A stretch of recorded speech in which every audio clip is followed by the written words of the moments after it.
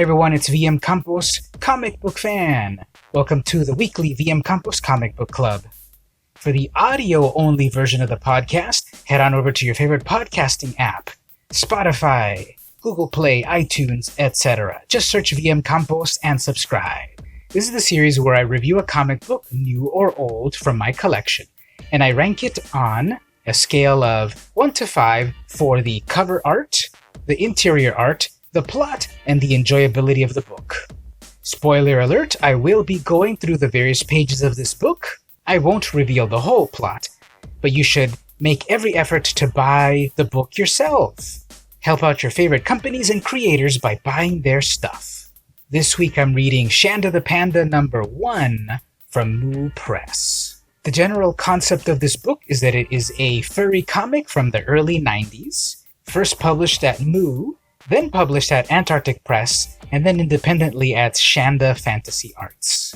It was the longest slice-of-life furry comic that had existed. It went up to 50 issues. 51 if we count the Moo publication, because they started renumbering it after they went to Antarctic. So first of all, the cover. Most of the Shanda covers are parodies of movie posters. That's because the main character, Shanda Bruin, works at a movie theater. She's the manager. So in the first issue, we've got a cover that parodies the Terminator 2 Judgment Day movie. But we've got Schwartz and Hooter with Shanda breaking the fourth wall and saying, "Wait a minute, this is my comic book." I have to give the cover a 3 out of 5 because the Schwarzenegger parody is hilarious and it's drawn very well. But Shanda's simpler style contrasts too much with it, I think. Her simpler style, with no toning, no shades, I think doesn't do her justice to the interior art, and it makes it very distracting. I think also, if you don't quite pay attention, you're just noticing the Arnold Schwarzenegger Terminator 2 motif going on, and you don't notice what this book is about. Because the Schwarzenhooter name really fights with the name of the comic itself, Shanda the Panda. So on its own, I think the Schwarzenegger parody would work well, and on its own, the Shanda art works well by itself. But together, they don't quite gel, so I give the cover a 3 out of 5.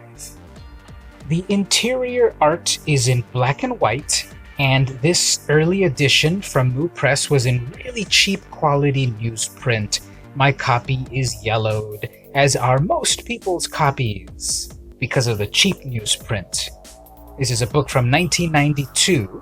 It's a furry comic by Mike Sagara, art, and Mike Curtis, story. The interior art, however, is great. It's got a clean style to it, very nice panel layouts with a variety of types of panels.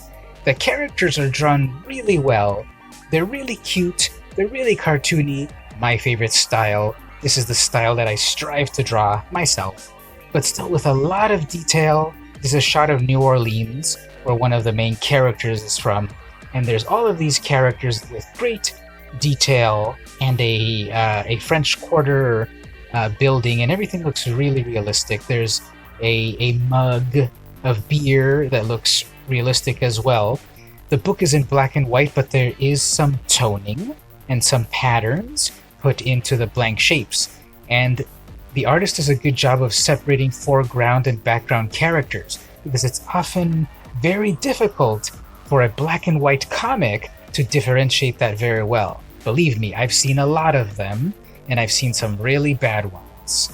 Again, some of the art, some of the designs of these characters, I love them so much. The character of Missy, for example. She just has such a cute expression, along with her friend Sissy. She's a little sheep. Missy, I think, is perhaps a dog character, some kind of canine. But the characters have their own design, their own personality. The interior art, it's a 5 out of 5. You get a great sense of the scenery, of the various characters and their personalities. The speech bubbles and such also work very well to distinguish who is speaking. So this interior art is great. The plot, well, Shanda the Panda is a mature rated comic book. even though it's not listed on the first issue. On the next issue and subsequent issues, they're marked as mature audiences. And in the first issue, there's a little bit of grown-up language. People say a few bad words here and there. Terry appears in her underwear, and Shanda is silhouetted in her shower. Besides that, it's a pretty realistic slice-of-life comic. Shanda is the owner of a movie theater. She falls for this guy, Double R, that's just a nickname, who is a Cajun raccoon. She's a panda. Her best friend and roommate, Terry, is a cricket. And don't let just, the funny animals throw you, because even if they were human characters, I think the plot works very well about love, friendship, being a grown-up running a business, co-workers, and so forth. I think the story is very enjoyable. It ends in a very gentle, beautiful way, very enjoyable. 5 out of 5 as well for the plot of the book. There are humorous aspects, there are serious aspects. You can definitely relate to the characters and situations. And lastly, the enjoyability of the book. It's also very high. I really wanted to read the next issue, which I also bought, so that's a great sign of a good book, that you just want to read the next one as soon as you can. Again, the art of the characters inside was very good. The personalities and drawings really put it over the top. I'm going to give the book a 5 out of 5 enjoyability. I really recommend it. Try to find a copy on eBay. This is one of these niche books that you're not going to find in the back issue bins. Moo Press was a small press publisher in the 90s focused on furry comics. I've never really seen them in the wild. I've only seen them at thrift stores and online, of course. So check out eBay if you want to check out the adventures of Shanda. The comic just reached 50 issues in 2019. So this was published on and off since 1992, and it just reached its conclusion. I just bought that book as of this recording. I haven't gotten it yet, and I'll probably review it in the future, the first issue and the last issue. So to recap, I give the cover a 3 out of 5. I don't think the separate elements merge very well, the more realistic style with the more cartoony style. The interior art I give a 5 out of 5. I think the tones in there work very well. The shadows, the highlights, the page layouts, the clean style of the lines. The plot, I give a 5 out of 5. The characters are interesting. The situations are something that you can relate to. There are funny moments. It's got it all. And the enjoyability, 5 out of 5. Very enjoyable book. I want to pick up the following issues. There's only 50 of them. I might get them.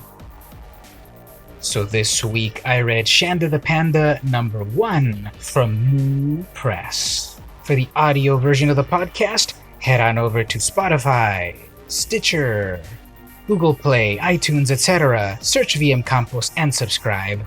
This has been the weekly VM Campos Comic Book Club, and I'll see you next week.